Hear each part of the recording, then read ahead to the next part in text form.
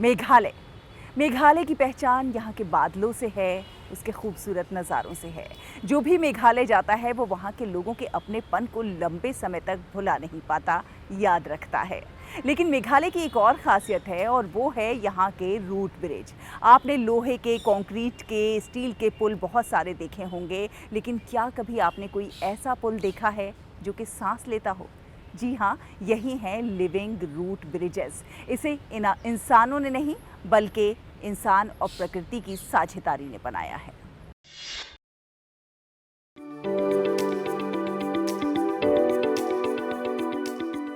मेघालय, बादलों की धरती, झरनों, हरियाली और प्राकृतिक सौंदर्य से भरपूर यह राज्य अपनी एक अनोखी धरोहर के लिए भी दुनिया भर में प्रसिद्ध है और वो है लिविंग रूट ब्रिज।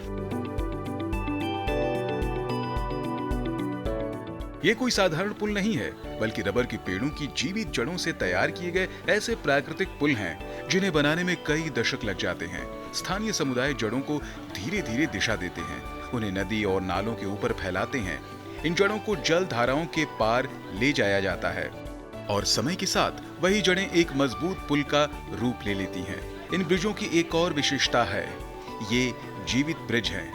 सबसे खास बात यह है कि ये पुल समय के साथ कमजोर नहीं बल्कि और मजबूत होते जाते हैं। इनके पीछे वर्षों का धैर्य और प्रकृति के प्रति गहरा सम्मान है। यही वजह है कि इन्हें प्रकृति और मानव की साझेदारी का अद्भुत उदाहरण माना जाता है।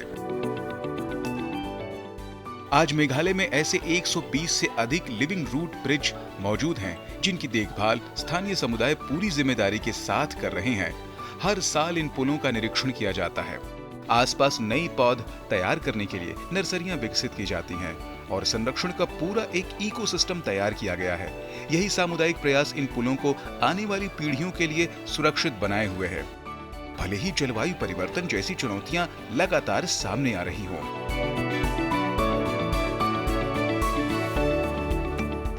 लेकिन इन जीवित पुलों की कहानी सिर्फ प्रकृति की नहीं बल्कि ऐसे लोगों की भी है जिन्होंने अपना पूरा जीवन इन्हें बचाने के लिए समर्पित कर दिया। ऐसे ही एक नाम है हेली वॉर। उन्होंने न केवल इन पुलों की पहचान और दस्तावेजीकरण का काम किया बल्कि स्थानीय ग्रामीणों और युवाओं को भी इनके संरक्षण से जोड़ा।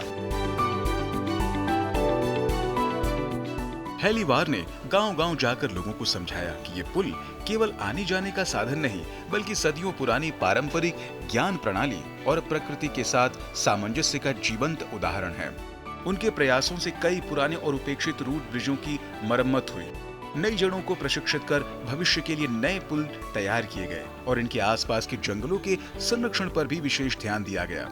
और इसीलिए प्रधानमंत्री नरेंद्र मोदी ने मन की बात की 135वीं कड़ी में हेली वॉर जी के प्रयासों की सराहना की। उन्होंने समुदायों के साथ मिलकर इन पुलों का सर्वेक्षण कराया, उनकी स्थिति का रिकॉर्ड तैयार किया और नियमित निगरानी की व्यवस्था विकसित की। जलवायु परिवर्तन और बढ़ते पर्यटन से होने वाले नुकसान को कम करने के लिए भी उन्होंने स्थानीय स्तर पर कई जागरूकता अभियान चलाए। प्रकृति संरक्षण के प्रति इसी आजीवन समर्पण के लिए इस वर्ष उन्हें पद्म अवार्ड से सम्मानित किया गया। यह जिम्मेदारी मुझे अपने पिता और पूर्वजों से विरासत में मिली ताकि लोग नदी पार कर सकें और खेतों व आसपास के गांवों तक आसानी से पहुंच सकें। मेरे लिए जीवित जड़ पुल सिर्फ एक रास्ता नहीं बल्कि समुदाय की जरूरत और प्रकृति की अनमोल धरोहर है। बांस और लकड़ी समय के साथ कमजोर पड़ जाते हैं, लेकिन रबर के पेड़ों की जड़ें मजबूत और टिकाऊ पुल बनाती हैं। मेरे पिता और दादा ने सिखाया कि यह काम सिर्फ पुल बनाने का नहीं बल्कि समाज की भलाई और आने वाली पीढ़ियों के लिए प्रकृति की इस अनोखी विरासत को संजोने का है। प्रकृति के साथ तालमेल बिठाकर विकास कैसे किया जा सकता है, मेघालय के लिविंग रूट ब्रिज इसकी सबसे खूबसूरत मिसाल है। अब इन्हें यूनेस्को की विश्व धरोहर सूची में शामिल कराने की दिशा में भी भारत ने महत्वपूर्ण कदम बढ़ाया है।